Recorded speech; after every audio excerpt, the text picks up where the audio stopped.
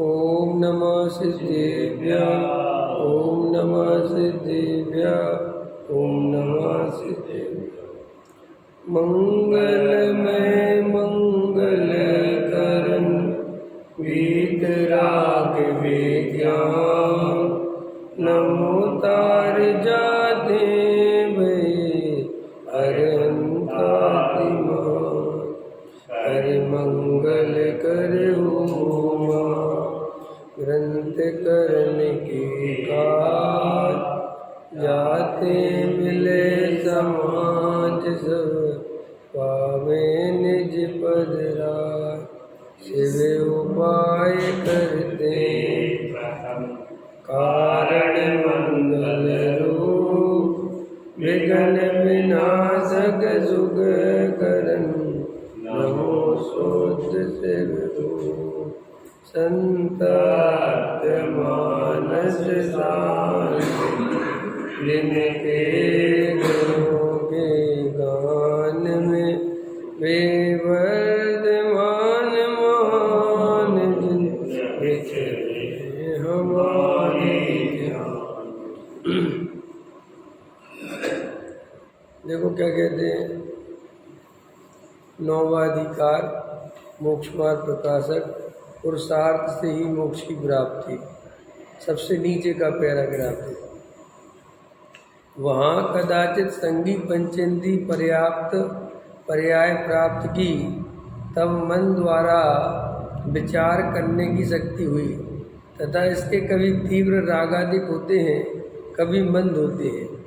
वहाँ रागादिक का तीव्र होने से तो विषय कषयादिक के कार्यों में प्रवृत्ति होती है तथा रागादि का मंदोदय होने से बाह्य उपदेश आदि का निमित्त बने और स्वयं पुरुषार्थ करके उन उपदेश आदि में उपयोग को लगाए तो धर्म कार्यों में प्रवृत्ति हो, और निमित्त ना बने, वह स्वयं पुरुषार्थ ना करे तो अन्य कार्यों में ही प्रवृत्ति परंतु मंद रागादि सहित प्रवृत्ति, ऐसे अवसर में उपदेश कार्यकारी है। ठीक है, ये थोड़ा सा समझ लें अपन।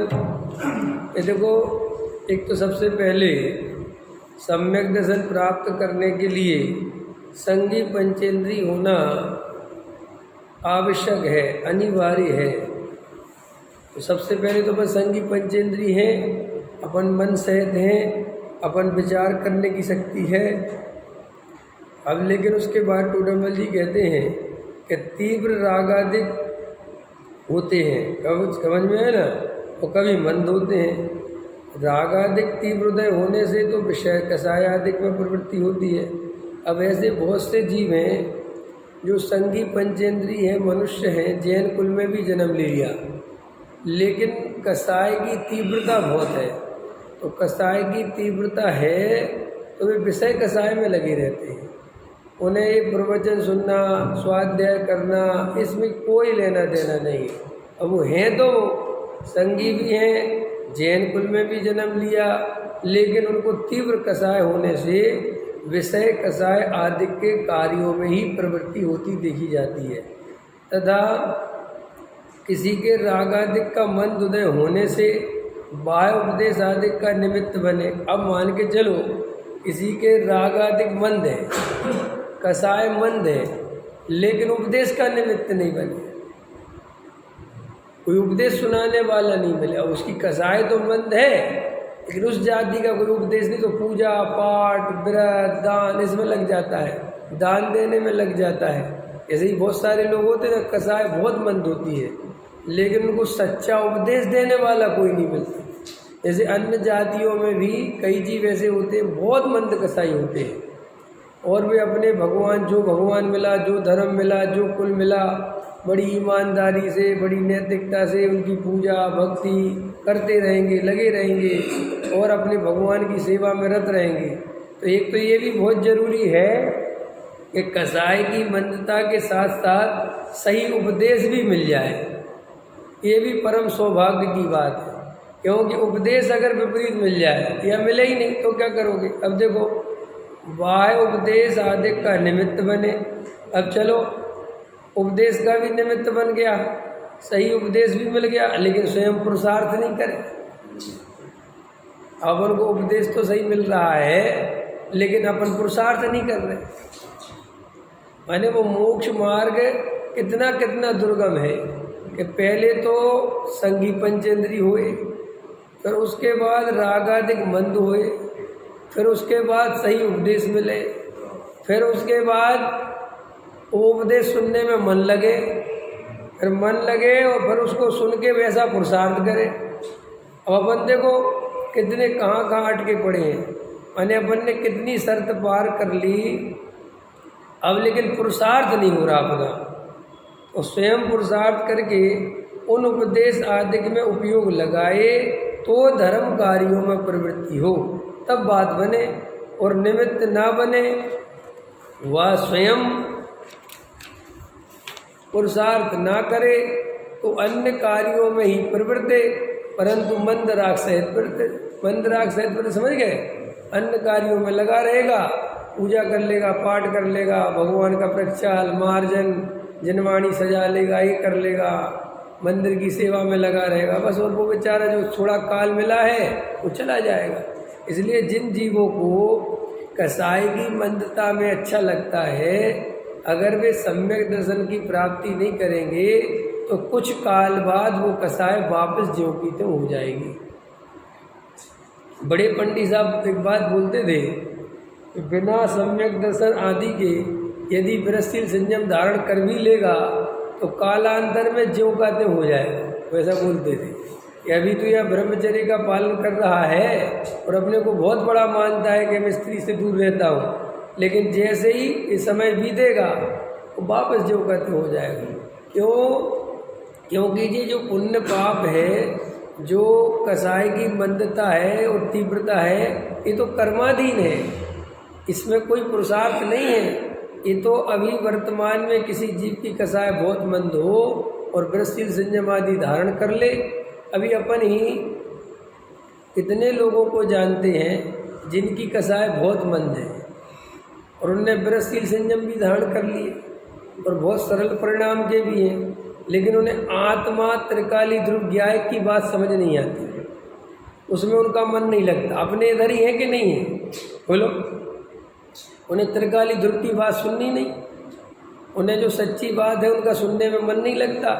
और कोई उदया दान पूजा व्रत शील संयम क्रिया कांडी कोई आ जाए तो उसकी सुनने बैठ जाते हैं। तो कसाय तो मंद है, सुनते भी हैं, लेकिन ये सब कितने दिन रहने वाला है। अभी यहाँ से पर्याय छूटेगी अथवा इसी पर्याय में उदय तीव्र हो जाएगा तो बिल्कुल परिणति बदल जाएगी। इसलिए अपने को केवल सम्यक दर्शन के पुरुषार्थ के बारे में सोचना चाहिए। दया दान विरसशील संयम आदि तो जितना अपन सम्यक दर्शन का सच्चा पुरुषार्थ करेंगे उतना अपने जीवन में न्याय नीति अवक्ष आदि के त्याग के भाव सहज बनते हैं। क्योंकि सम्यक दर्शन का लक्ष्य जिसका होगा पर वो ऐसे कार्यों में प्रवृत्ति नहीं करेगा जिसमें बहुत उपयोग खराब हो, ऐसा वस्तु का स्वरूप है। जैसे देखो अपन लोग ये तत्व ज्ञान सुनते हैं और जिन्हें अंदर से रुचि है तत्व ज्ञान की, हम और आप लोग ये अपना उपयोग बचाते हैं कि नहीं? कोई फालतू आदमी अपने को मिल जाए तो अपन उससे बात करने से बचते हैं ना कि भाई हमारा टाइम बर्बाद, भले हम घर जाके शांति से बैठ जाते हैं। तो ये सम्यक दर्शन में ऐसा है कि जो जीव इसका पुरुषार्थ करता है उसे स्वयं में भी बाहर में ऐसी प्रवृत्ति करने का मन नहीं करता कि जिसमें उसका उपयोग बहुत खराब हो। लेकिन सम्यक दर्शन आदि का पुरुषार्थ तो करे नहीं और दयादान विरसशील संयम आदि का पुरुषार्थ करे तो वहाँ राग आदि मंद होते हैं, तो वो तो पलते हैं, लेकिन अंदर में वो सम्यक दर्शन का कार्य रुक जाता है क्योंकि वो उसमें कर करके संतुष्ट होता है। परंतु राग आदि सहित प्रवृत्ति ऐसे अवसर में, ठीक है, उपदेश कार्यकारी है।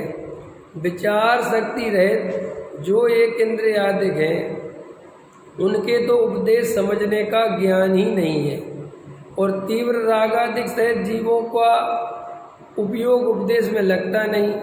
इसलिए जो जीव विचार शक्ति सहित हैं तथा जिनके रागादि मंद हो उन्हें उपदेश के निमित्त से धर्म की प्राप्ति हो जाए तो उनका भला हो, तथा इसी अवसर में पुरुषार्थ कार्यकारी है। ठीक है, यहाँ एक इंद्री का ले लिया, एक इंद्री आदिक हैं, वे तो बेचारे कुछ कर ही नहीं सकते क्योंकि ज्ञान ही नहीं है ना। लेकिन जिनके शक्ति हो, राग आदि मंद हो, उपदेश के निमित्त से धर्म की प्राप्ति हो गई हो, वे अपना भला कर लें, क्योंकि ऐसा अवसर बार बार नहीं मिलेगा। समझ में आया? ये अवसर बार बार मिलेगा नहीं। एक इंद्रिय आदिक तो धर्म कार्य करने में समर्थ ही नहीं है, कैसे पुरुषार्थ करें? और तीव्र कसाई पुरुषार्थ करे तो वह पाप का ही करे, धर्म कार्य का पुरुषार्थ हो नहीं सकता। ठीक है कि नहीं?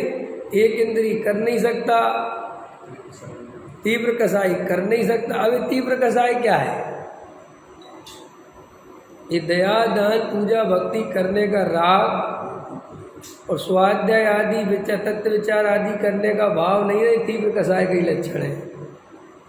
डॉक्टर साहब का भी एक प्रवचन था बहुत अच्छा।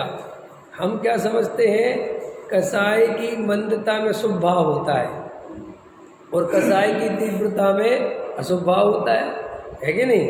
तो उनने बताया था कि कसाई की तीव्रता में भी शुभ भाव होता है।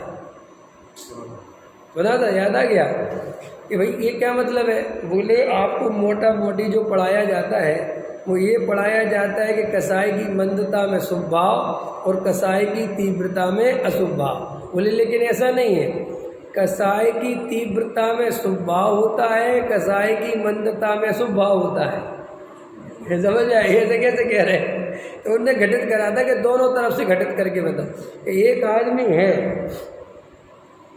वो शांति से मंदिर जाता है और शांति से बिल्कुल दर्शन करता है और शांति से बैठ जाता है। ठीक है, तो बोले ये कैसा शुभ भाव है? कसाई की मंदता वाला। समझ में आया? पीछे कर लिया दर्शन, पीछे मिल गए तो पीछे ही से कर लिया, सामग्री मिल गई तो मिल गई, नहीं मिली तो कोई बात नहीं, भगवान का प्रचार मिल गया तो मैं कोई बात नहीं। और एक दूसरा है बिल्कुल दौड़ के आता है और चाहे कुछ हो जाए, प्रचार हो चुका तो भी धोती बदल के उठा के कपड़े कैसे भी करके करता है। समझ में आया? और वो करता है, बस उसको सामग्री चाहिए, आगे खड़ा होना है। तो बोले ये कैसा शुभ भाव है? तीव्र कसाय वाला शुभ भाव। किताब तीव्र कसाय क्यों? क्योंकि आकुलता बहुत है करने की। ये तो शुभ भाव, लेकिन करता बहुत आकुलता से है, तो वो क्या है? तीव्र कसाय वाला शुभ भाव, जिसे अपन बहुत बड़ा समझते हैं। तो ये कह रहे थे कि जब हालांकि मैं क्या कहते, टोडामल जी ने लिखा है कि जो जीव ज़्यादा त्याग व्रत करने की भावना भाते हैं वे मंद कसाई नहीं है, तीव्र कसाई है। अब बोलो ये कौन मानेगा? है दम मानने की कि क्यों क्यों क्यों क्यों कसाई है? तो टोडामल जी ने लिखा, जब तुम्हारी वो भूमिका नहीं है तो तुम उस भूमिका से ज़्यादा त्याग क्यों करना चाहते? ये बताओ। तो ये तीव्र कसाई के बिना नहीं होता। लोक में भी है जो ज़्यादा काम, जैसे एक आदमी है 8 घंटे की दुकान चलती है उसकी और वो 11 घंटे खोल के बैठता है, तो तीव्र कसाई है कि नहीं? कि जब दुकान 8 घंटे चलती तो तू 11 घंटे क्यों खोलता है? लोक में समझ में आता कि नहीं आता? ऐसे ही जब तेरी भूमिका है ही नहीं ब्रजशील संयम की, तो तू जबरदस्ती कैसे भी करके नियम क्यों पालता है? तो वो तीव्र कसाई बिना नहीं पाले जाते, जिन्हें अपन मंद कसाई समझते हैं। अब अभी कठिन है कि नहीं? दान देता है तो मैंने बाप पैसा आपको दान देगा तो क्या है? जिस पे पैसा है वो दान दे रहा है तो उसको क्या? नहीं, दान अलग चीज है। आपको बताया था क्या बताया था? ये जो दान भी देता है और ये करता है वो करता है, तो दान की कुछ तो पैसा है तो वो देगा ही ना। हाँ देगा ना, तो उससे क्या दिक्कत है? क्या उसमें क्या आपत्ति है? मान आदि के लिए देता है तो वो कसाय है। समझ में आया? वो पैसा जो देता है वो देव शास्त्र गुरु की प्रभावना के लिए नहीं देता, अपनी प्रभावना के लिए देता है। नाम देव शास्त्र गुरु का करता है। सो वो कसाय कई लक्षण है। हाँ, तो अपने को भी जो सहजता से नियम पले, वो कई लोगों के दिमाग में क्या है कि हम सहजता के नाम पे स्वच्छंदी हो जाते हैं। ऐसा भी आपको मिलेगा? नहीं मिलेगा, मिलेगा, बहुत मिलेगा। ऐसा आप सहज सहज खाते रहो, रसगुल्ला खाते रहो और सहज सहज कहते रहो। तो भाई साहब, रसगुल्ला खाने का भाव है तो है ना। अब चाहे मैं कहूँ और चाहे नहीं कहूँ, और रसगुल्ला खाने का भाव नहीं है तो नहीं है। अच्छा बताओ, ईमानदारी का त्याग व्रत क्या है? पहले आप लोग बताओ, इसकी व्याख्या करता हूँ। ईमानदारी से त्याग व्रत किसे कहना चाहिए? जैसे पंचम प्रस्थान वाले का अणु व्रताधिक 12 व्रताधिक वो पालता है, तो कैसे पालता है? 2 कसाय चौकड़ी का अभाव होता है तब पालता है। उसके पहले क्यों नहीं बताया महावीर भगवान ने? महावीर ने क्यों नहीं कहा कि 4 गुण स्थान में 5 गुण स्थान की क्रिया पाल ले, कोई दिक्कत नहीं? क्यों नहीं कहा? क्योंकि वो भाव आता नहीं। तो फिर जो इतने सारे मिथ्या दृष्टि, इतने सारे व्रत पालते कैसे? ये पालने के लिए पालते हैं, अंदर से वो भाव नहीं है। लेकिन कैसे पालते हैं कि रसगुल्ला खाने का मन हुआ तो कैसे पालते? अरे रसगुल्ला खाऊंगा तो पाप लगेगा, ऐसे तो मैं इंद्रिय पे कंट्रोल कर ही नहीं पाऊंगा, ऐसे तो मेरी इंद्रियां जो है ये मांगती रहेंगी। सोचा करता हूँ भोगों से बुझ जावेगी इच्छा ज्वाला, परिणाम निकलता है लेकिन मानो पावक में। तो ऐसे 10, 20, 50 छंद याद रखता है और उसको कर करके त्याग करता है। नहीं, बहुत गहरी बात बता रहा हूँ। अब अपन को लगता है कि ठीक है, लेकिन यही ताकत अगर वो आत्मानुभव में लगाता तो आगे जाके वो रसगुल्ला सही त्याग भी होता और आत्मानुभव भी होता और मोक्ष मार्ग भी मिलता। लेकिन अब ये ताकत उसने सारी यहाँ लगा दी और वो उसे क्या समझता है कि ऐसे तो मैं खाता रहूँगा तो स्वच्छंदी हो जाऊँगा। तो वो स्वच्छंदिता को रोकने के लिए अपने इंद्रियों को कंट्रोल करता है। और मैंने आपको भी एक दिन बताया था कि इंद्रिय कंट्रोल करना कोई कठिन काम नहीं है, बस आपके मन में संकल्प आ जाए, तीव्र कसाय आ जाए। अरे एक बात बताओ, अभी नेता देखो ना तुम, ये नेता जो है कितनी मेहनत कर रहे हैं, तुम कर सकते हो इतनी मेहनत? वो लोग कितनी कर रहे हैं, बाप रे बाप, मैं तो देख के दंग रह जाता। कितनी मोटी चमड़ी, ऐसी धूप, इधर से उधर, उधर से उधर, उधर से उधर है, ये भागते फिर रहे। ये पुरुषार्थ है कि नहीं भाई? ये 4 गति 84 लाख योनि में घूमने का पुरुषार्थ है। करते कि नहीं करते? वो करते कि नहीं करते? आप समझो। तो अब वो संकल्प है, अंदर चाह है, ऐसे तुम कोई भी कर लो। तो अभी नियम ले लो कि मैं आज से दूध नहीं पीऊँगा, नहीं पियो। कोई ऐसा थोड़ी कि कोई बहुत बड़ी चीज़ हो गई है, आपके अंदर वो होना चाहिए। अब ज्ञानी को ऐसी कसाय होती नहीं कि मैं दूध नहीं पीऊँगा। तो ज्ञानी को क्या होता है कि ज्ञानी जो सहज अपने आनंद में रहता है, समझ में आया? जो उसको भाव आया अंदर से कि नहीं लेना तो नहीं लेना, ना वो खींचातानी करता है ना कुछ करता है, और आ गया तो ले लेता है। अब अपन को क्या लगता है कि ये कोई बात, ये कोई, अरे भैया अपन को गलत स्वरूप पढ़ा गया, अपन ने सही पढ़ाई नहीं करी। हमारे सबके मिथ्या दृष्टि अज्ञानी जीव के दिमाग में ये है कि त्याग करे बिना त्याग कैसे होगा। ये बिल्कुल सेट है मामला। और वो सारी ताकत वो त्याग त्याग त्याग त्याग में लगी रहती है। अथवा स्वाध्याय आदि में भी ग्रंथों को पढ़ता है तो उसे समझता है कि बहुत बड़ा पुरुषार्थ है। सूक्ष्म पढ़ता है, करणानी योग आदि पढ़ता है, उसके समझने में बहुत उपयोग लगाता है और लगा रहता है, 2-2 4-4 पूजन करता है। अब ये भूल जाता है कि ये सम्यक दर्शन का सच्चा पुरुषार्थ नहीं है और बाहर में संयम ले लेता है और पढ़ने के नाम पर, स्वाध्याय के नाम पर समय सार भी पढ़ता है वो, तो वो समय सार वैसे ही पड़ता है, रस नहीं आता उसे त्रिकाली ध्रुव का जैसा रस आना चाहिए। हैं, कल आपने भेजा था ना एक महाराज का, तो वो ऐसे बता रहे थे कि जैसे उनने पता नहीं कितनी बड़ी खोज कर दी हो, और कितना बड़ा कि समय सार कुंद देव ने नहीं लिखा। अरे उसका नाम समय पाहुड़ है, उसको कुंद अमृतचंदाचार्य समय सार कहते। बात तो एक ही में क्या दमिल बात है। अब वो ऐसे प्रेजेंट कर रहे ऐसे पता नहीं कितनी बड़े, इसकी जगह त्रिकाली ध्रुव प्रेजेंट करो कि समय सार माने क्या, द्रव्य कर्म भाव कर्म नो कर्म से रहे त्रिकाली ध्रुव क्या है भगवान, ये बताओ जगत के जीवों को। इसमें क्या दम है इन फालतू की बातों में। लेकिन सारा जगत है ना, अपन को ही मजा आता है इन चीजों में। अरे शुद्धात्मा गौ है, उसको ही अपनी प्रसिद्धि बता रहे हैं। हाँ भाई, और क्या भाई, तो बता रहा हूँ। तो क्या है कि जो अपन को ऐसा लगता है कि ये जीव बड़ा अच्छा है, ये देखो कितने मंद कसाई है, लेकिन वो मंद कसाई ही ले डूबेगी। कि क्यों? कि वो सारी ताकत, जैसे देखो हमारा कोई सहजता से त्याग नहीं होगा तो हमारी ताकत वहाँ लगेगी ही लगेगी। नहीं समझ में आया?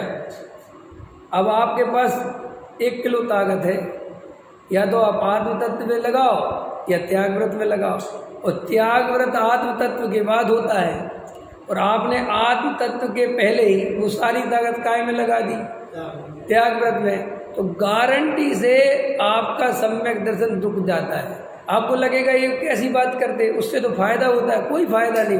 क्योंकि वो जो कसाई की मंदता थी, या तो उसको आत्म तत्व में लगाओ या तुम्हें दर दर पूजा। अब जैसे आप ही हो, मान के चलो उदाहरण दे रहा, आप लोग 1 घंटे पूजन करके आते हो, 1.5 घंटे, तो थक जाते हो।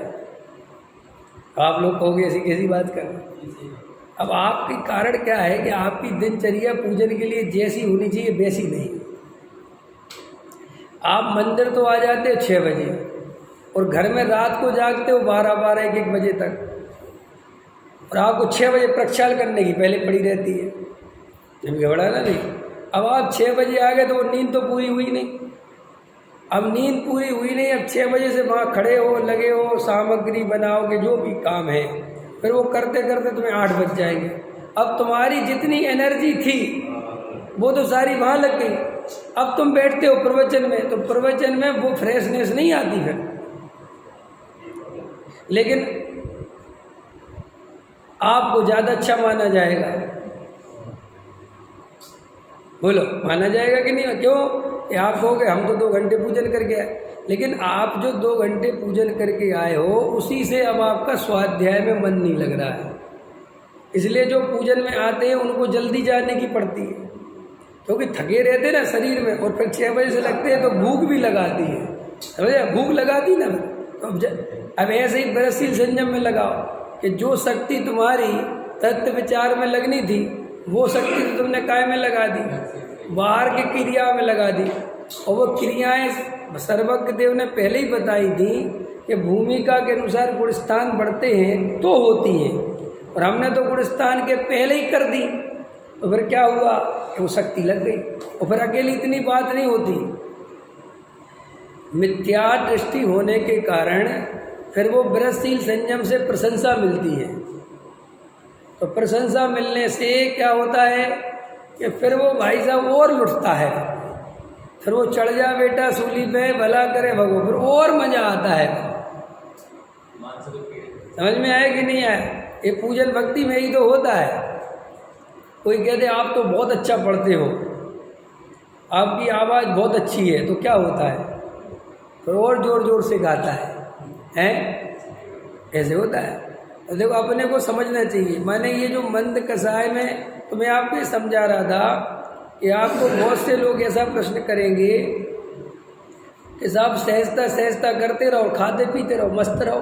तो खाते पीते रहो ना, तुम खाने पीने पे क्यों अटके हो? हमने साथ में ये कहा गहरा तत्व विचार करो, तुम अच्छा भोजन करो और 2 घंटे गहरा तत्व विचार करो। वो क्यों नहीं करते? खाली ये रोटी छोड़ने को धर्म क्यों मानते हो?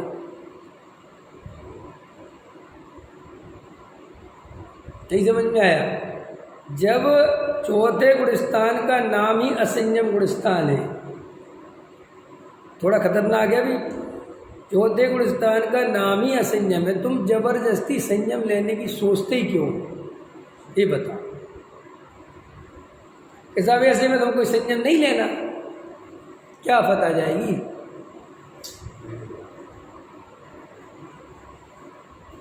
डॉक्टर साहब ले रहे थे, कल का वचन सुना था कि नहीं, सुन लिया था, डाल दिया था मैंने ग्रुप पे कि भाई श्रद्धा 1 मिनट में पलटती है और चारित्र किस्तों में चलता है, किस्तों में। वो बिना किस्त के आज तक किसी का नहीं हुआ। तो वो कहते शांति है सम्यक दर्शन ले लो और 2-4-10 भाव में शांति चलेंगे मोक्ष, क्या बता रही। अगर आप और हम सम्यक दृष्टि बने रहे तो आपको पता है सम्यक दर्शन कितना ताकतवर है। क्रियाकांड में कोई ताकत नहीं है, 1 रुपए की ताकत नहीं क्रियाकांड में। सम्यक दर्शन इतना पावरफुल है कि अगर हमारी दृष्टि सम्यक बनी रही तो हम यहाँ से मरकर कुगति में नहीं जाएंगे, और वहाँ भी सम्यक दर्शन बना रहा तो वहाँ से मर के भी कुगति में नहीं जाएंगे। और सम्यक दृष्टि जीव को सच्चे देव शास्त्र गुरु का समागम निरंतर मिलता है, और सम्यक दृष्टि जीव 2-4 भव में मोक्ष चला जाता है, इस सर्वज्ञ ने कहा है। तो तुम्हें सर्वज्ञ की वाणी पे भरोसा होना चाहिए कि नहीं होना चाहिए। अपनी 1.5 अकल क्यों लगाते हो, अपने को सारी ताकत सारी चेतना पूरी की पूरी। देखो निहाल भाई थे आपके सामने हैं, तो आप निहाल भाई का द्रव्य दृष्टि प्रकाश पढ़ो, उनने अपनी सारी ताकत एकमात्र आत्मानुभव में और द्रव्य दृष्टि में लगा रखी थी, पढ़ा होगा। और उनके घर वालों से अपने कमरे में रहते थे, वो कहते थे 2 रोटी खिसका देना, ये नहीं कहते थे 8 पैरा वाली खिसका देना। वो तो कहते थे तुम तो नीचे रोटी डाल देना, सब्जी हो तो सब्जी के साथ डाल देना, बिना सब्जी को तो बिना सब्जी के डाल देना, बात खत्म। हमें इस पर दिमाग ही नहीं लगाना चाहता, क्योंकि चौथे गुण स्थान का ही पुरुषार्थ इतना है कि आप पूछो मत। आपको क्या लगता है चौथे से 5वें में जाना सरल है? लगता होगा सब, ये आपने तो ये पंचम काल वालों को तो बहुत लगता है, क्योंकि ढंग से 2 शब्द पढ़े नहीं और पंचम स्थान की क्रिया पालने लगते हैं, तो बहुत सरल होता हो चौथे से 5वें में जाना। अरे चौथे से 5वें में जाना सरल होता तो इतने दिन तक ये सागरों पर्यंत की आयु, ये हजारों हजारों लाखों लाखों वर्षों की आयु रहती है चौथे गुण स्थान में। यहीं भरत जी की बाव सबकी थी कि नहीं, वो चौथे गुण स्थान में जन्म से थे, तो पंचम कर लेते कम से कम, भले ही नहीं मुनि बन रहे थे। अरे भैया चौथे से 5 बार इतना आसानी से नहीं होता है, और चौथे में टिके रहना कोई कम पुरुषार्थ की बात नहीं है, और अपने लिए तो और ज़्यादा। पंचम काल वाले के लिए चौथा गुण स्थान मोक्ष के बराबर है।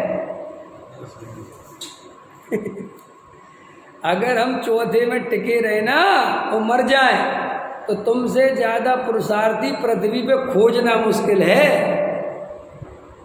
इतना बड़ा काम है ये, क्योंकि पंचम काल में सम्यक दर्शन महादुर्लभ है। क्योंकि यहाँ का जो जीव है पंचम काल में जो आता है, जन्म से मिथ्या दृष्टि और छायक सम्यक दर्शन की मना है, क्योंकि वो केवली के पास मूल में लगा है। और ये जो सम्यक दर्शन है उपसम, ये क्षण क्षण में मिट जाता है। क्या लिखा बनारसी दास जी ने, एक कैसा है उपसम सम्यक, वो संडासी है ना, ये जड़ में आगमाई जड़ में जलमाई, समझ में, 1 मिनट में मिथ्या दृष्टि और 1 मिनट में सम्यक दृष्टि। आप लोगों के साथ घटना घटती है, 1 मिनट में मिथ्या दृष्टि 1 मिनट में सम्यक दृष्टि है, कभी देखा है? कुछ अनुभव किया है मिथ्या दर्शन और सम्यक दर्शन का? है, करा है? हाँ, अगर तुम सही जागृत होगे और तुमने सम्यक दर्शन का स्वाद चखा होगा तो तुम्हें अपने आप ख्याल में आएगा कि आज मैं मिथ्या दृष्टि हो गया। और आज सम्यक दर्शन है। पक्का बता कि आपको कैसे पता कि ऐसे अनुभव से गुजरते हैं तो पता चलता है। देखो आपको जिस दिन वास्तविक सम्यक दर्शन होगा, यहाँ पर उसकी मोटा मोटी, हालांकि सर्वथा सही नहीं है, 90% सही हो सकती है। जिस दिन आपका सम्यक दर्शन होगा उस दिन आपको दिन भर आत्मा की महिमा रहेगी चित्त में अपने आप ही। आपको अंदर ही अंदर निर्भरता रहेगी, आपको बड़ी से बड़ी बात डिस्टर्ब नहीं करेगी। आपको ऐसा आनंद सा रहेगा अंदर ही अंदर कि जैसे आप जगत से ऊपर उठे हुए हो। समझ में आया? और आपको परद्रव्यों में भिन्नता भाषित होगी, एकत्व नहीं दिखेगा। और जिस दिन मिथ्या दर्शन होगा, कितना ही ध्यान लगाओगे, कितना ही विचार करोगे, मन ही नहीं लगेगा, आत्मा की बात अच्छी नहीं लगेगी, भार लगेगी, अरे यार मेरे को नहीं सुनना, बहुत सुन ली, आज नहीं सुनता, ऐसा होगा। तो ये समझ लेना कि ये छिन्न माही, समझ में, आग माही जल माही, ये उसका लक्षण है। और जब मैं और डॉक्टर साहब सोनगढ़ जा रहे थे, तब मैंने उनसे रास्ते में पूछा था कि उपशम से ये इतने बार बदलता है, ये होता कैसे है? सम्यक दृष्टि से जीव मिथ्या दृष्टि होता कैसे है? तो उन्होंने बताया था वही कि उसे शंका हो जाती स्वरूप पे। ऐसी शंका हो जाती अपने को होती ना कभी कभी, अरे काय का शुद्ध आत्मा, ये राग द्वेष तो चल रहे हैं, इतनी तो कसाय चल रही, इतनी से गया।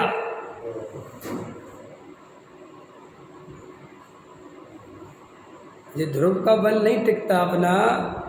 और अब सोचो बात, तुम इतना सुनने के बाद तो राग देश की पर्याय में एकत्व कर लेते हो, और तुम ऐसे प्रवचन सुनोगे जो राग देश के ही प्रवचन कर रहे हैं, तो तुम्हारा क्या होगा? अपन को 24 घंटे पूज्य गुरुदेव श्री जैसा वक्ता चाहिए, जो निरंतर पर्याय से भेद ज्ञान कराता रहे। समझ में आया? और तुम ऐसे वक्ताओं को सुनते हो जो पर्याय की चर्चा करते हैं, जिन्हें ध्रुव का रस ही नहीं है, तो फिर तुम्हारा ध्रुव का रस बनेगा क्या? क्योंकि वो बनते बनते छूट जाता है भाई साहब। आप देखना, अरे भैया करना तो पड़ेगा, घर गृहस्थी चलानी तो पड़ेगी, ये अंदर से आवाज़ आ गई तो मिथ्या दृष्टि हो गए। भैया ऐसा देखो, समाज अपनी जगह है, लेकिन भैया ध्यान तो रखना पड़ेगा। भैया ऐसे तो अपन स्वच्छंदी हो जाएंगे, खाओ पियो फिर गए। देखो इतने कितने क्षण में पर्याय दृष्टि है। अपने अपना भेद ज्ञान का पुरुषार्थ देखो कितना कमज़ोर पड़ जाता है 1 सेकंड में। तो डॉक्टर साहब से मेरी चर्चा हो रही थी दादा से, तो दादा ने यही कहा कि उसको स्वरूप पे शंका हो जाती है कि जो अकर्ता ज्ञायक त्रिकाली ध्रुव समझा था और अनुभव में भी आया था, तो तुरंत वो राग आदि ऊर्ध्व होते हैं, तो ऐसी शंका हो जाती है, अरे काय का सम्यक दर्शन, अरे मुझे कुछ नहीं हुआ, मैं तो मिथ्या दृष्टि हूँ। समझ में आया? ये परिणति बता रही है, वो वहाँ से वो वापस वही लौट जाता है।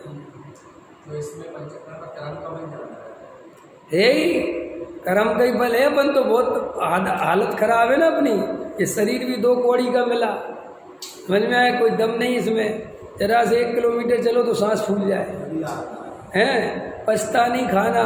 अब आखिर इस देह में ये आत्मा रह तो रहा है ना, अब अपन पे जरा सी पीड़ा भी नहीं सही जाती, क्योंकि सहन शक्ति भी बिल्कुल कमज़ोर है। इसलिए तो कह रहा हूँ कि काय के ब्रसील संयम।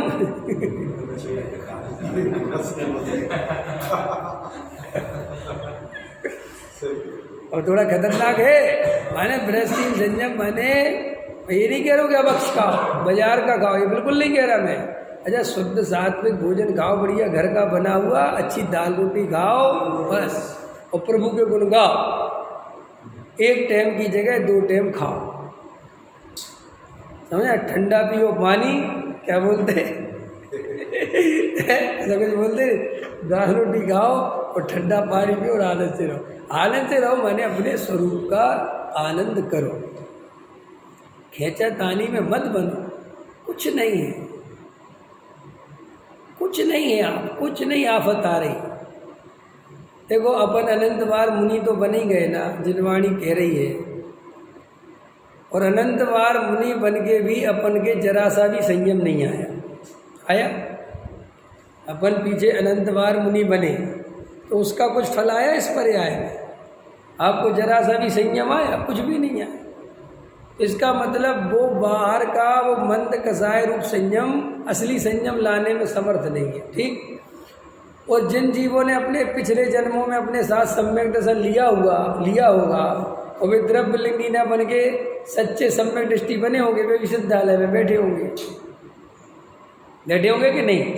पृथ्वीराज बाबू जी हैं अभी, पृथ्वीचंद बाबू जी थे ना, चले गए, अब नहीं रहे।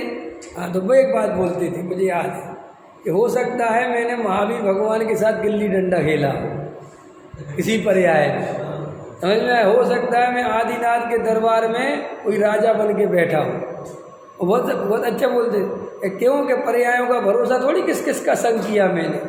हो सकता है मैं महावीर के समूषण में बैठा हूँ, लेकिन मैंने त्रिकाली ध्रुव को नहीं समझा। ये मेरी भूल रह गई। मैंने रोटी खा ली, रसगुल्ला खा लिया, ये भूल नहीं है।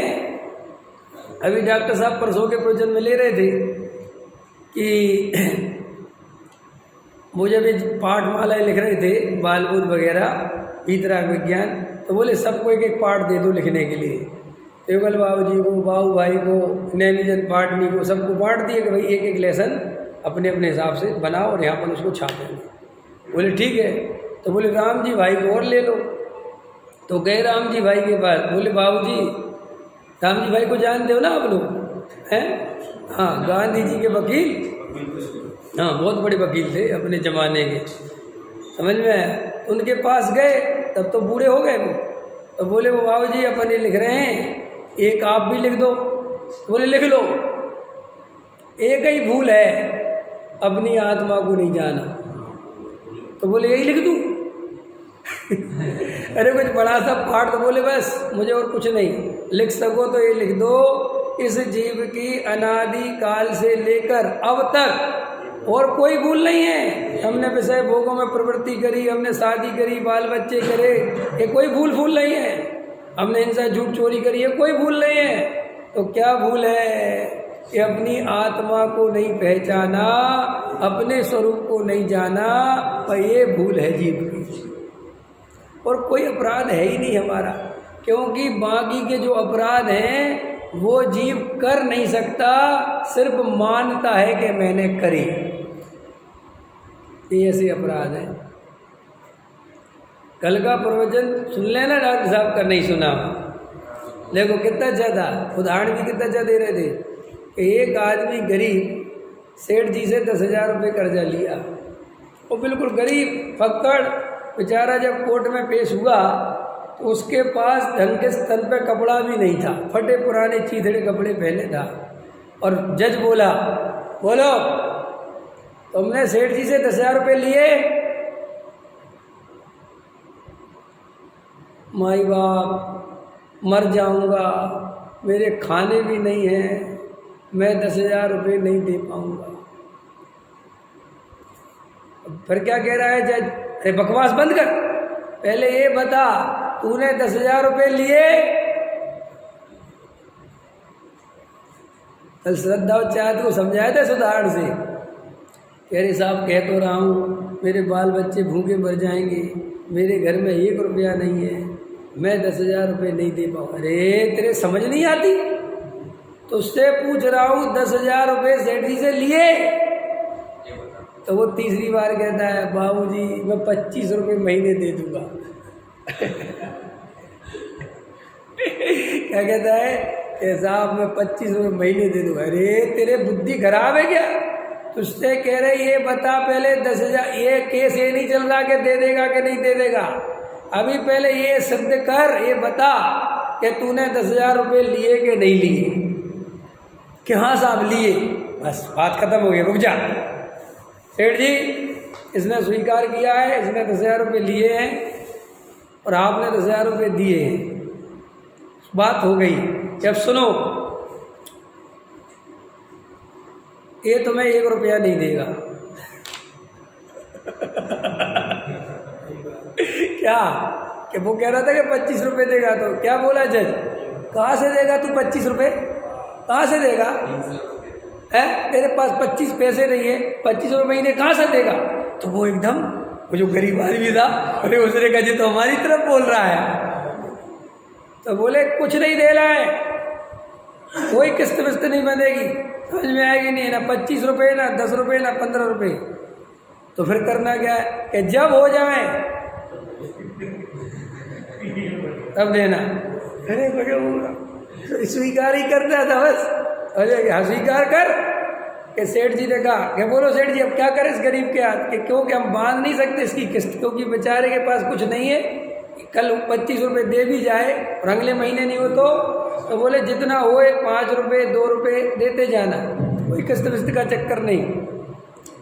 तो ऐसे ही डॉक्टर साहब कह रहे थे सम्यक दर्शन माने स्वीकार कर, साहब मैं रोटी खाता हूँ, साहब मेरे घर गृहस्थी है, मेरे बाल बच्चे, अरे बकवास बंद कर, पहले ये स्वीकार कर के तू त्रिकाली ध्रुव ज्ञायक भगवान आत्मा है और जानना देखना तेरा स्वभाव है, स्वीकार कर। लेकिन वो बार बार क्या दिमाग में आता है कि ये स्वीकार करूँगा तो रोटी कौन चलाएगा। उसको क्या लगता था कि अगर मैं ये कहूँ कि मैंने लिए तो ऐसे ही सम्यक दर्शन में ये जीव, मैं त्रिकाली ध्रुव भगवान आत्मा हूँ, मैं जानने देखने के अलावा कुछ नहीं करता, अगर मैं ऐसा मानूंगा तो मेरी दुकान कौन चलाएगा, मेरे बाल बच्चों को कौन पालेगा। और ऐसे ही ब्रजशील संयम में क्या सोचता है कि अगर मैंने संयम नहीं पाला, ब्रजशील संयम इंद्रियों पर कंट्रोल नहीं किया तो मुझे पाप लगेगा, ऐसे तो मैं संयम ले ही नहीं पाऊंगा, तो ऐसे तो वो कर्जा दे ही नहीं पाएगा। तो श्री गुरु कहते भैया सम्यक दर्शन झटके में, और उसकी किस्त कितनी लंबी जाएगी कि पता नहीं, कितने भाव में चुकेगी चारित्र की किस्त। लेकिन अगर तुम्हारा ये क्लियर हो गया तो तुम अनंत आकुलता से बच गए। कि कैसे, अब सेठ जी तुमसे एक बात नहीं कर सकती, सेठ जी केस करके फंसे ही हैं, सुलझे नहीं। पहले तो सेठ जी आते थे, दबाव डालते थे, ला 5 रुपये 10 रुपये एक, अब तो कोर्ट ने कह दिया सेठ जी आज के बाद अगर तुमने इसे परेशान किया अच्छा था हो जाए तो फिर उल्टी सजा तुम्हें दे दी जाएगी। ऐसे श्री गुरु कहते हैं तुम सम्यक दर्शन ले लो, चारित्र मोह में दम नहीं है फिर तुम्हें परेशान कर दे। ये चारित्र मोह तो तभी तक परेशान करता है जब तक वो दर्शन मोह जिंदा रहता है। अब किसान बढ़िया शांति से निकलता है, सेठ जी के सामने कहता है सेठ जी राम राम ऐसी सम्यक दृष्टि बढ़िया से विषय भोगों में प्रवृत्ति करता है, घबराना नहीं। तुम डर जाते हो क्योंकि अपन इतने घबराए हुए हैं विषय भोगों की प्रवृत्ति से, वो करना वो ही चाहते हैं, बस ये सुनना नहीं चाहते। ऐसे ऐसे अपनी हालत ही नहीं है। अपन खूब विषय भोग भोगना चाहते हैं, लेकिन ना तो कहना चाहते हैं ना सोचना चाहते हैं। कहना इसलिए नहीं चाहते कि दूसरे पापी समझ लेंगे, और सोचना इसलिए नहीं चाहते कि सोचने लायक परिस्थिति नहीं है। बोलो देवेंद्र जी, समझ में आया कि नहीं आया? इसलिए ये बाहर का हल्ला करते रहते हो ताकि अंदर सोचने की फुर्सत ना मिले। और तत्व विचार माने अंदर की सोचने की फुर्सत मिल गई।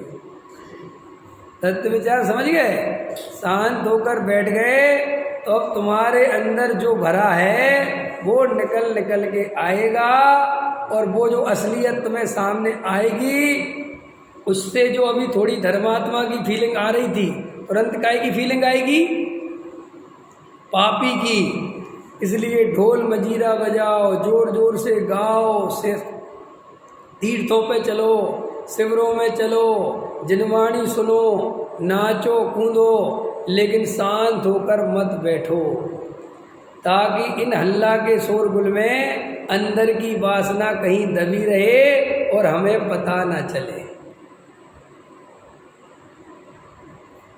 इसलिए एकांत में तत्व विचार करने को कोई राजी नहीं होता। ये अपने यहाँ शिविर लगते हैं तो लोग 8-8 दिन तक सुनते रहते कि नहीं, जिनवाणी 3-3 टाइम जयपुर वगैरह में लगे रहेंगे। और मैं देखता हूँ 25 साल से जानता हूँ मैं उनको, लेकिन 25 रुपए की परिणति में चेंज नहीं आया। जब हम पढ़ते थे जयपुर तो हम 5 साल पढ़े, तो 5 साल में हमारे सामने 10 शिविर लगे। कितने शिविर लगे? साल के 2 लगते थे, और 3 अगर प्रशिक्षण शिविर को जोड़ लो तो 3, तो कितने हो गए? 15। तो हम 15 को तो 5 को हटा दो, 10 में प्योर के अध्यात्म के प्रवचन होते थे, सब करते थे। तो हम पे चेहरे रट गए थे हमें देखते देखते। बेई के बेई चेहरे, बेई के बेई विषय, बेई की बेई गाथाएँ, बेई के बेई उदाहरण, और बेई के बेई चर्चा, और बोई का बोई भोजन, बोई की बोई व्यवस्था, और बोई के बोई तुम। और घर भी गए तो बोई के बोई, कोई चेंज नहीं। ऐसा मैंने देखा है। और ऐसे कुर्सियों पे बैठ जाते थे, समझ में आया? बस अपना चल रही है, सुन रहे हैं, और वे गाथाएँ याद हो गई हैं और प्रसन्न हो रहे हैं, और बीच बीच में बता देते थे, हाँ जी ये वाला उदाहरण। बस वो सोचते थे कि जैसे हो गए ज्ञानी सबके सब। और मैं उस समय सोचता था ये बात, इनका कुछ होने वाला नहीं, क्योंकि धर्म कभी ऐसे होता ही नहीं है। धर्म तो बहुत एकांत में तत्व का अभ्यास करे, गहरी प्यास हो। देख लो, आपके लिए उदाहरण भी दे सकता हूँ मैं। वे निहाल भाई कितने कम जा पाए गुरुदेव श्री के पास, मुश्किल से पूरे जीवन में 3 बार गए, पता है आपको। और जाते साथ ही अपना काम कर लिया। और वहीं सोनगढ़ में रहने वाले 20 साल गुरुदेव के सानिध्य में रहे, 20 साल। और हाँ जी कान गुरुदेव नो जय हो भाई करते करते घर चले गए। बस बराबर ही हो गया सब। क्योंकि ये तुम जो सोचते हो ये सुनने की बात नहीं है भाई। जो सुना है उसे एकांत में बैठ के गुनो भी तो। अगर गुनोगे नहीं तो सुनोगे क्या?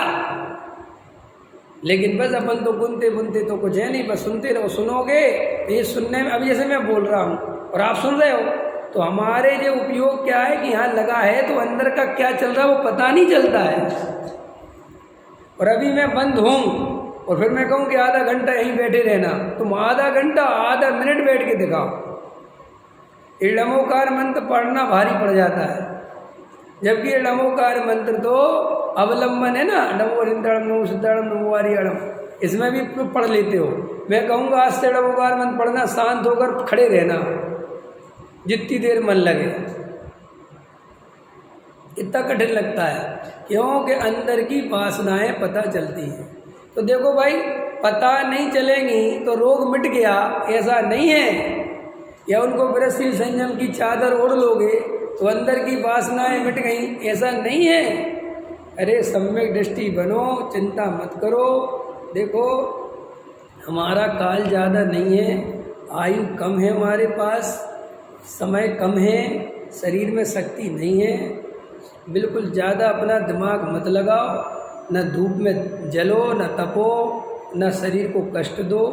शांति से शुद्ध सात्विक भोजन करो और जितना समय मिले आत्माराधना, तत्व विचार, भेद विज्ञान, आत्माराधना, तत्व विचार, भेद विज्ञान, आत्मानुभूति, इस कार्य में अपना सारा समय लगाओ।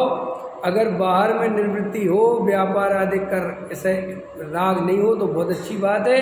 उम्र हो गई हो तो अब जो 10-12 साल बचे हैं उसे पूरा सम्यक दर्शन के पुरुषार्थ में लगा दो। और अगर सम्यक दर्शन हो गया हो तो और ज़्यादा पुरुषार्थ करो और उसी में स्थिर हो। समझ में आया? उसकी लीनता बढ़ाओ और आनंद बढ़ाओ। हिसाब ऐसे हमारा गुण स्थान बढ़ गया तो तुम्हें बढ़ाना ही तो है।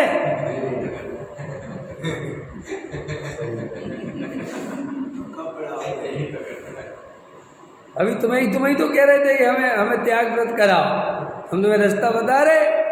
फिर जब तुम्हारा पंचम स्थान होगा, फिर जो तुम्हें भाव आएगा तुम उसका मजा लेना।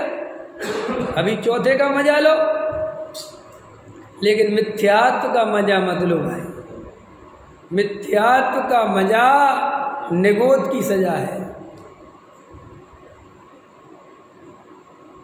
अपनी वस्तु का मजा लो, पराई वस्तु का मजा लोगे उसकी सजा निगोद है। और मजा ले नहीं सकते पर वस्तु का, मान्यता है कि ले लो, और कुछ नहीं है भाई साहब। तो इतनी बात क्लियर हो गई आप लोगों को। तो अपने को ये जो ब्रजशील संयम आदि हैं, इनकी रंच मात्र चिंता नहीं करनी चाहिए। संयम की चिंता करनी ही नहीं चाहिए। केवल त्रिकाली ध्रुव ज्ञाय की दृष्टि करनी के साथ संयम, कि संयम उसका सगा भाई है। अगर त्रिकाली ध्रुव की दृष्टि आएगी तो संयम दौड़ा दौड़ा आएगा। जैसे गाय बछड़ा होता है ना, बछड़े को जन्म देती है गाय खेत पे, अब उसे गाय को घर लाना है तो कैसे लाना? कुछ मत करो, कितनी बड़ी गाय को उठाऊं? गाय को तो नहीं उठाती। आप तो रहे ना गांव में, कौन सा गांव था आपका? सरूरपुर। आपके सरूरपुर आया ना एक बार, समझ में आया? हाँ, आप भी सरूरपुर के ही हो गया। अच्छा, वाह, ठीक है। तो सरूरपुर के आदि मंद कसाई हो गए दिखे हैं। कुछ पानी सरूरपुर का मंद कसाई का है। और खतौली वालों का पानी कैसा है? प्रचंड। तो सुनो, अब वो गाय को उठाने की कोई सोचे तो क्या मूर्ख है कि नहीं? बोलो। तो ये ब्रजशील संयम गाय को उठाने जैसे, समझ में आया? अरे भाई, तू बछड़े को उठा, गाय अपने आप दौड़ी दौड़ी आएगी। ऐसे ही तू आत्मानुभूति कर, सम्यक दर्शन कर, वेद ज्ञान कर, संयम का भाव गारंटी से अगर चौथे गुण स्थान में होगा तो चौथे गुण स्थान वाला संयम आएगा, 5वें में होगा तो 5वां वाला आएगा, और 6वें 7वें में होगा तो 6वें 7वें वाला आएगा। संयम के बारे में सोचना तो एकदम बेवकूफ़ी है। समझ में आया? कोई कहेगा कितना उल्टा उल्टा पढ़ाते। अरे मैं उल्टा नहीं पढ़ा रहा, मैं सही पढ़ा रहा हूँ। ऐसा संयम के चक्कर में अपन अनंत बार मुनि बन गए हैं, ये गाय उठाने के चक्कर में। ये सम्यक दर्शन बाद में ले लेंगे, पहले नियम ले लेते। अपराध और दोष बताया था कि नहीं? बिल्कुल सही बात है भाई साहब। दर्शन मोह अपराध है और चारित्र मोह दोष है। चारित्र मोह की सजा नहीं है कोर्ट में, अपराध की सजा है। आपराधिक मामले चल रहे हैं, हमें सुनते कि नहीं सुनते हैं? तो अपने को थोड़ा गहराई से ये तत्व विचार करना, समझना कि देखो भाई, तुम ज़्यादा दिमाग मत लगाओ। जो तत्व विचार में ताकत लगनी चाहिए, सारी ताकत समेट के वहाँ लगा दो। समझ में आया? कुछ दिमाग मत लगाओ। मंदिर 2 टाइम नहीं 3 टाइम आओ, लेकिन तत्व विचार करो। ये ग्रंथ है ना, जिनके पास बहुत समय हो वो बहुत पढ़ें, जिनके पास समय नहीं हो वे केवल आध्यात्मिक ग्रंथ पढ़ें, और जिनके पास और कम समय हो वे थोड़ा सा पढ़ के आत्मानुभव में लगे। लेकिन समय बहुत हो, ग्रंथ बहुत पढ़ते हो और अनुभव नहीं करते हो तो वो सब व्यर्थ चले जाएगा। क्योंकि अनुभव के बिना कुछ होने वाला नहीं। देखो, टोडामल जी ने लिखा है कि सम्यक दृष्टि का बहुत देर तक उपयोग आत्मा में नहीं रहता, इसलिए बाहर में अवलंबन लेता है। लेकिन उसमें क्या लगाया उनने कि वो बहुत देर तक अपने स्वरूप की स्थिरता नहीं होने से। इसका अर्थ क्या? अगर हो जाए तो फिर नहीं आना बिल्कुल भी। पढ़ना हमारा कोई अनिवार्य कारण नहीं है। ये तो अगर हम अंदर नहीं रह पाए, ग्रंथ मैं कितने दफ़े बताता हूँ, ग्रंथ कैसे पढ़ना, ग्रंथ कैसे पढ़ना। पढ़ने के लिए कभी मत पढ़ना, खोलना, एक लाइन में ही अंदर जाने का भाव आ जाए तो अंदर चले जाना, चाहे पूरा टाइम खत्म हो जाए, और बाहर निकले घड़ी देखी हो गया टाइम, बंद कर दो। कोई डरे यार ऐसे में तो हम ग्रंथ पढ़ ही नहीं पाएंगे, बिल्कुल मत। ग्रंथ का सार ही अंदर जाना है भाई साहब। क्या रखा इन ग्रंथों में, अगर अपन अंदर नहीं गए तो। समझ में आया? गहरा विचार करो। सहजानंद